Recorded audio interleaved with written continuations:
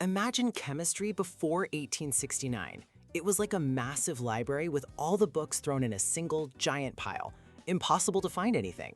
Then, Dmitri Mendeleev came along and created a map, the periodic table. It's not just a list, it's a grid that reveals the secret personality of every element before you ever meet it. The table is organized into horizontal rows, called periods, and vertical columns, called groups. The rows tell you how many electron shells an atom has, but the real magic happens in the columns. Elements in the same group are like a family.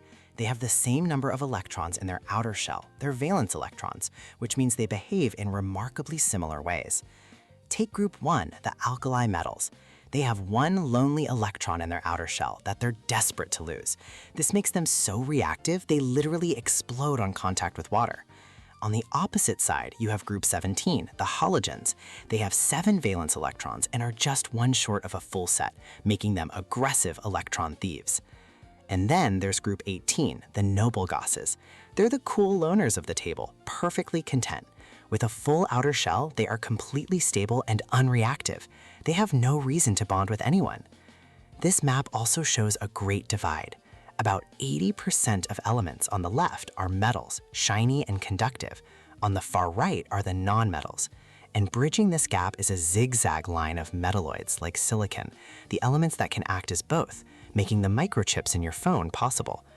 Even reactivity follows a predictable trend. The table is a cheat sheet to the universe.